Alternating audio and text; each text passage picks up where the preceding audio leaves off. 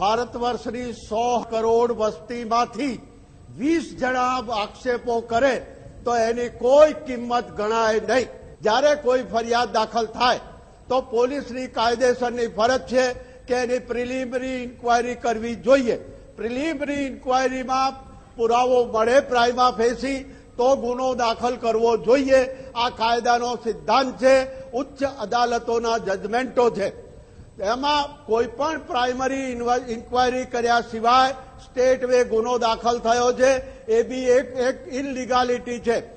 એક જ વસ્તુ છે કે જ્યારે દિલ્હીમાં ગુનો દાખલ થયો અને જોધપુર મેટર ટ્રાન્સફર થઈ અને એમણે કોઈ પણ જાતની ઇન્ક્વાયરી કર્યા વગર ગુનો દાખલ કરી દીધો। પુરાવા ઉપરથી ફલિત થાય કે પ્રાઇમા ફેસી કેસ છે તો આરોપીને બોલાવી એનું એક્સપ્લેનેશન લેવું પડે કે આ પુરાવા વિશે તમારે શું કહેવું છે, આ પુરાવા વિશે શું કહેવું છે।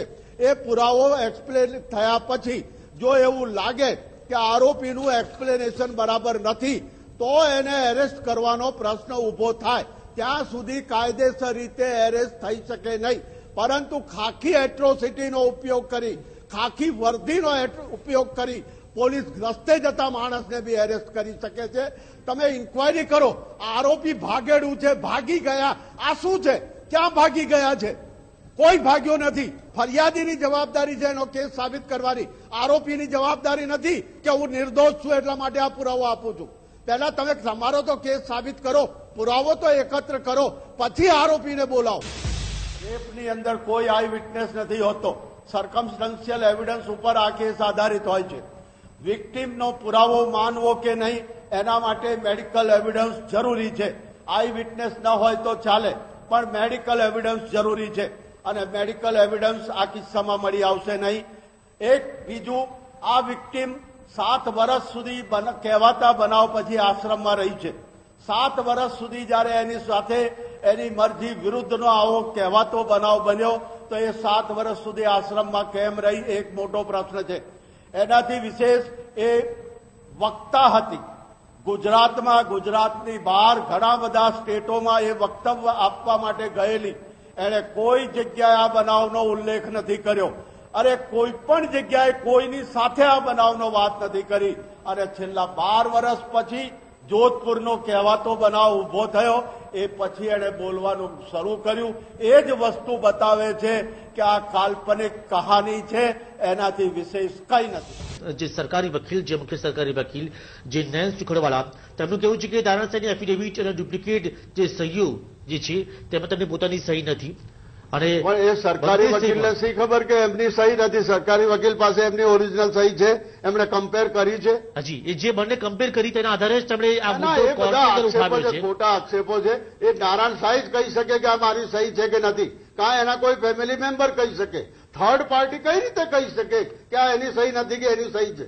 એમની પુત્રી અને એમની પત્ની અને એક સાધક છે જે છે સંચાલિકા આશ્રમની, મહિલા આશ્રમની, એ ત્રણેને આગોતરા જામીન ઉપર ગાંધીનગરની સેશન્સ કોર્ટે છોડેલા છે। હવે એટીએસની ઓફિસ તો જે છે જોઈ હશે અંદર શું કાર્યવાહી થાય છે, કઈ રીતે થાય છે એની કોઈ માહિતી પબ્લિકને મળી શકે નહીં। અગર તો હું એડવોકેટ છું તો મને બી ન મળે, કારણ ઇન્ટરોગેશનમાં કોઈ વ્યક્તિ, પોલીસ અધિકારી અને આરોપી કે સાક્ષી એ સિવાય કોઈ વ્યક્તિની હાજરી રહેવા દેતા નથી।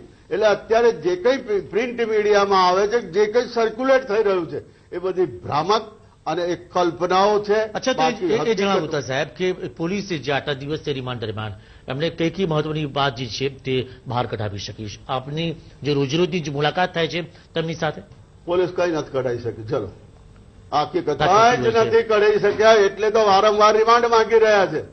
કાયદાના નિષ્ણાત તરીકે દરેક આરોપીને પોતાનો પૂરેપૂરો બચાવ કરવાનો અધિકાર છે, હક છે, અને એ હક અને અધિકાર ઉપર કોઈ તરાપ મારી શકે નહીં અને કોઈ ટિપ્પણી કરી શકે નહીં કે બહુ નિર્દોષ હોય તો હાજર થઈ જાય।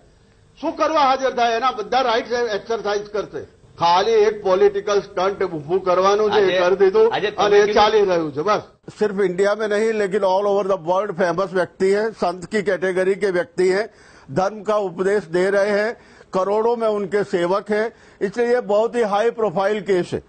और हाई प्रोफाइल केस होने के साथ प्रिंट मीडिया, इलेक्ट्रॉनिक मीडिया जो सारा ये बवंडर खड़ा कर रही है उनके खिलाफ, आज जज भी जो है इंसान है, ह्यूमन है, और ह्यूमन साइकोलॉजी से पर इस दुनिया में कोई नहीं है।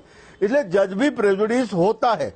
और सवाल यह है कि सुप्रीम कोर्ट, हाई कोर्टों के जजमेंट को अगर ध्यान में रखा जाए तो पुलिस को इन्वेस्टिगेशन में कोर्ट दखलगिरी न करे, एक ये प्रिंसिपल है। और इसलिए लेट द पुलिस में इन्वेस्टिगेट द ऑफेंस, उस हिसाब से सोचकर, हालांकि सारे रिमांड के कारण बेकार है, वाहियात कारण है मैं यहां तक कहूं, लेकिन फिर भी कोर्ट ने 4 दिन का रिमांड दिया है कि you investigate your case, collect the evidence. और इस तरह से एविडेंस कुछ मिलना नहीं है, क्योंकि आज 12 साल के बाद में कोई एविडेंस मिलना नहीं है और ये सारी बकवास है। और एक चीज है, चंद्र पर भी कलंक लगा हुआ है। इस तरह ये सारी चीजें हैं, इससे घबराने की जरूरत नहीं है किसी को भी, न सेवक को, न साधक को, न किसी और को घबराने की जरूरत नहीं है। मुसीबत आती है, सोना ही हमेशा तेजाब सहन कर सकता है, दूसरी कोई धातु तेजाब सहन नहीं कर सकती। पॉक्सो वगैरह के एक्ट में या इस टाइप के रेप के केसेस में कहा गया है कि जिस पर केस किया गया उसी को अपने आप को निर्दोष सिद्ध करना होता है। तो जब कोई झूठा केस करता है तो जिसने झूठा केस किया उसके लिए कुछ प्रावधान है कि नहीं बाद में सिद्ध होने के बाद? नहीं, ऐसा नहीं है। फरियादी को उसकी फरियाद और पुलिस को उसका केस साबित करने की जवाबदारी कायदे में उसकी है। आरोपी निर्दोष है, उसे वो साबित नहीं करना है, क्योंकि ये सारी जवाबदारी प्रोसिक्यूशन साइड की होती है। हाँ, आरोपी अगर एलिबी का डिफेंस लेता है कि भाई जिस तारीख को, जिस जगह पर, जिस समय पर यह बनाव बना है, उस वक्त मैं यहां नहीं था, यहां से 1000 माइल दूर था, तो मुझे आरोपी को वो चीज साबित करनी पड़े, एलिबी, कि मैं यहां से 1000 किलोमीटर दूर था या नहीं था। लेकिन जहां एलिगेशन हो और एलिबी का डिफेंस न हो, ऐसे किस्साओं में प्रोसिक्यूशन को यह हकीकत साबित करने की होती है, नहीं कि